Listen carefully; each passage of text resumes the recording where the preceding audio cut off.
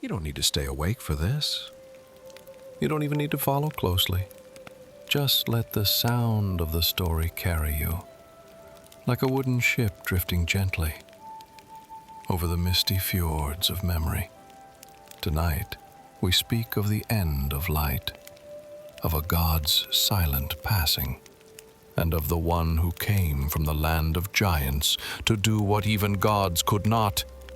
Declaratively, this is the tale of Hyrrokkin, a name you may not know, but one whisper it in the wind over Asgard's cold shores. Settle in, let your breath slow, let the myths begin. In the golden days of Asgard, when the gods still laughed, and the great tree Yggdrasil stretched strong between the worlds, there lived a god named Baldr. Baldr was the most beloved of all, bright, gentle, dreamed of by seers, and cherished by the gods. It was said that nothing untrue ever passed his lips, that flowers opened more brightly when he walked by, and that no shadow could touch him while the sun still lingered in the sky. But in dreams, Baldr began to see his death. Again and again the visions came, a shadow, a fall, a silence. The gods grew worried. Odin, the All-Father, rode to the underworld to seek answers from a sleeping seeress. She, whispering what he feared, Baldr would die. And so the gods acted. His mother, Frigg, traveled across the 9 realms, speaking to all things, asking every stone and tree, every beast and branch, never to harm her son. And all agreed, or so she believed. The gods, relieved, began to play games. They hurled stones at Baldr, threw spears, swung axes, but none could touch him. He laughed, and they laughed too. But one did not. Loki, the clever one, the shapeshifter, the fire beneath the surface. He asked Frigg gently whether she had truly asked everything, and she said, all but the mistletoe. It was too young, too small, too harmless. Loki smiled.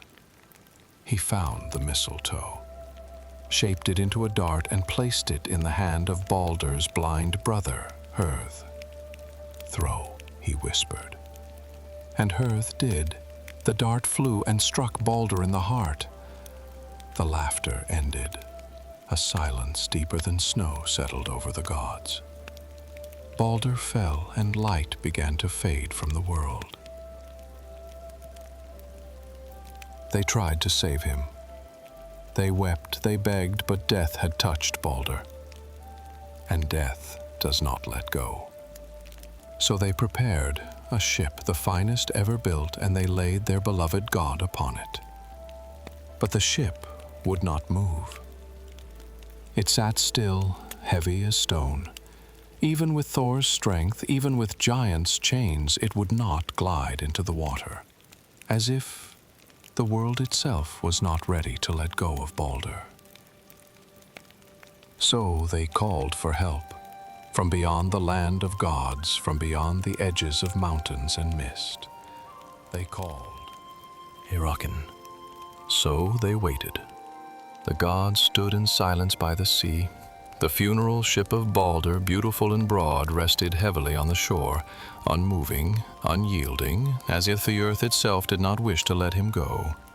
And even Thor, the strongest among them, who had split mountains with his hammer, could not budge the vessel. It was then that Odin, wise among gods, raised his voice toward the distant edges of the world, past the plains of men, beyond the mist-covered hills of Jotunheim, to the realm where old things slumber. He summoned Hyrrokkin, a Jotun, a giantess, a being as ancient as the roots of Yggdrasil. Her name meant the smoke withered. Some say she had lived in shadow so long that even the stars no longer remembered her name. She did not answer quickly, deliberately. No. The wind grew still, the sea paused its waves, and far, far on the horizon, something stirred. Hyrrokkin came riding through the forest and down the cliffs, not on horse, not on chariot, but on the back of a gigantic wolf, whose eyes burned like dying coals, whose breath steamed the very stones beneath its paws, and in her hand she held serpents for reins. Coiled and hissing, their bodies looped through her fingers like ropes of muscle and malice. She said no words, she did not bow, she simply dismounted. The wolf growled, the serpents curled, and the gods, the mighty gods of Asgard, stood aside.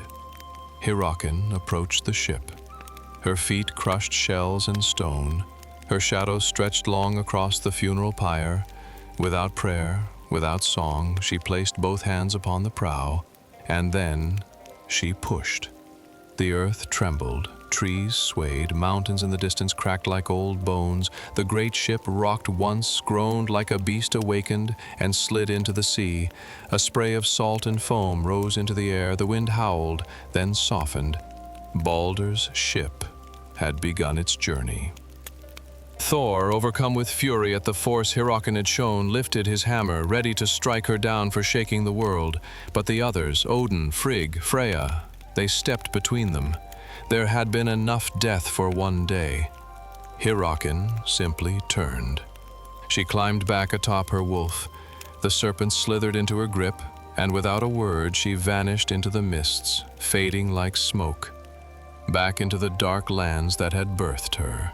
Some say she returned to her cave deep in the forests of Jotunheim, where the light never reached. Some say she was never truly summoned, that she came because she felt the shift in the world, the sorrow in the air, and chose, just once, to help the gods who had long stood apart from her kind. But none can say for sure. Only this: it was not a god, not a hero, not a warrior with a blade or a hammer who launched Baldr's ship. It was Hyrrokkin, the giantess, the smoke withered, the forgotten strength from the quiet edge of the world.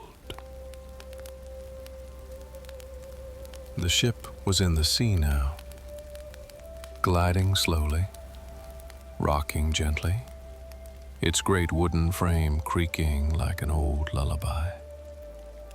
Upon it lay Baldr, fair of face, wrapped in white linen, crowned with mistletoe and memory. Around him they had placed gifts: golden goblets from Freyr, a lock of hair from Sif, and flowers gathered from the silent slopes of Asgard's hills. Even Odin, the father of gods, bent low and whispered something into Baldr's ear, a secret no one has ever known. Then he placed Draupnir, the sacred golden ring, upon his son's chest, a symbol of continuity, a sign that even in death, something endures. The gods stood at the water's edge, not speaking, not moving, just watching, as the waves began to carry the ship further and further and further still. The sky above had grown dim, not dark, but softly silver, as though the clouds themselves mourned, yet did not wish to disturb the quiet. Thor, solemn and slow, stepped forward. With resolve, he raised Mjolnir one final time, and with a thunderless strike, sent a single tongue of fire leaping onto the ship. The flame did not roar. It flickered, it danced. It curled around the offerings, around the ring, around the god whose light had gone out. The funeral pyre rose, not in fury but in grace. The light of Baldr's passing was not a blaze. It was a soft parting. And the gods stayed long after the flames had faded, long after the ship had become a speck, and then a shape, and then nothing at all. Thoughtful. It is said that the smoke from that fire drifted into every realm, that even hell, cold and still, stirred faintly as Baldr entered her gates.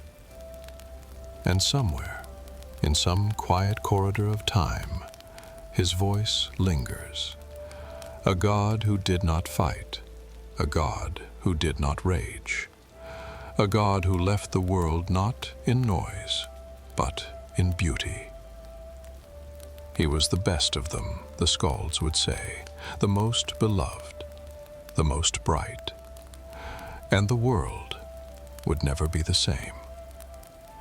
But for now, for this telling, we let him go, gently, quietly, as he deserves. And thus ends the tale of Baldr and the strange, strong giantess who made his final journey possible. May your own journey tonight be just as soft, peaceful, just as still, thoughtful, just as full of meaning. Let your thoughts drift now, like the ship across the sea, and let sleep quietly begin. If you like such content, consider subscribing to the channel, like and share the video. Oh, and don't forget to hit that bell icon to get notifications about the videos. Until next time.